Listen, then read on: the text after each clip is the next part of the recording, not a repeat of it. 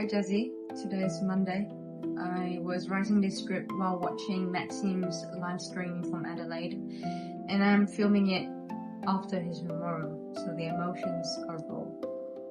First of all, thank you for reading out my message. You butchered ruckus, and I knew you avoided saying vivacity, and that makes you very jazzy, and I'm very glad for that.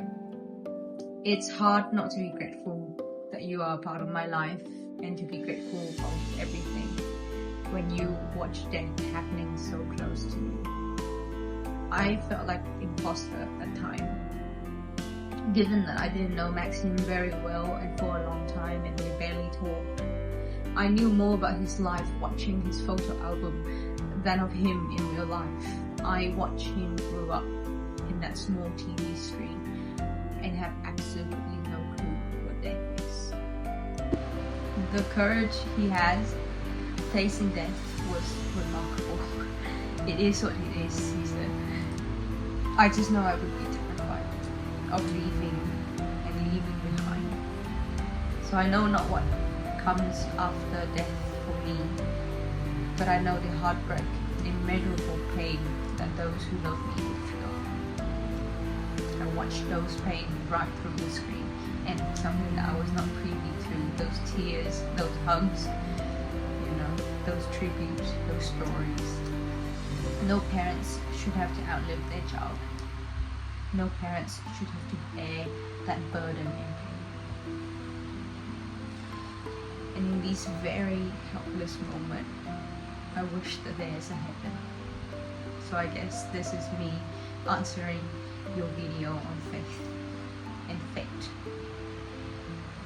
I'm a desperate, angry, and optimistic agnostic.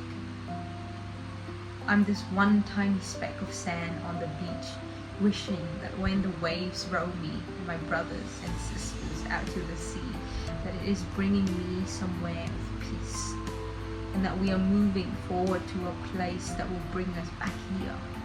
Oh, I wish that everyone, or no one at all, is somewhere resembling of a waiting room. The one that you visited with the doctor, do you remember? The one with calming music and lovely incense. The one where you don't mind sitting there and enjoy life for a little bit, but can't wait to go out to the road. I'm angry because I am just a speck of sand.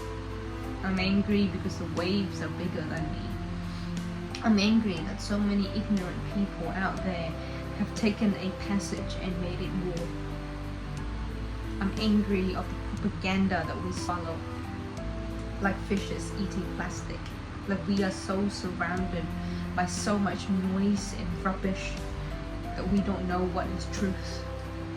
I still don't believe in God, not the one that us specks of sand created, not the one that is preached in churches, private school corridors, Bibles, or protests. But I want to believe in a pair of careless hands that shape the earth to be perfectly right for us to live our own lives.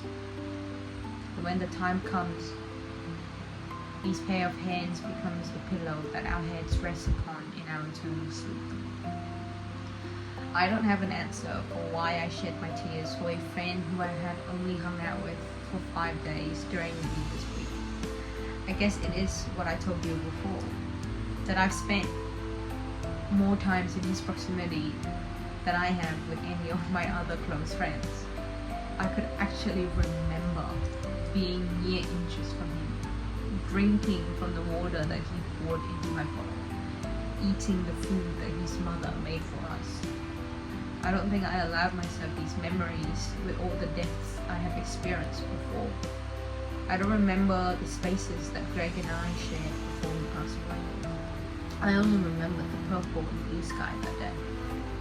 I don't remember the way my grandmother's hand felt on mine when she shoved pocket money towards me. I don't remember the feeling of my father hugging me before he died. I don't remember the smell of nicotine that grandma's little brother used to smoke before he passed away. I just remember the tears of other people, the funerals, the memorials. I'm going to console myself that Whenever I'm crying from now on, I'm crying on behalf of those times that I would have cried. And with my maternal grandmother in the hospital for a heart attack at the moment, I feel like I need to make sure that I'm gathering all these memories and remembering instead of letting time flies and forgetting to cry. Anyhow, from one speck of sand to the other speck of sand, I miss you, I love you, a toast to Maxim and the joy and adventure he had lived through, and I hope fate, something that I can barely comprehend, have made sure that we live for as long as possible, for life is beautiful. I'll see you on Friday, Jessica.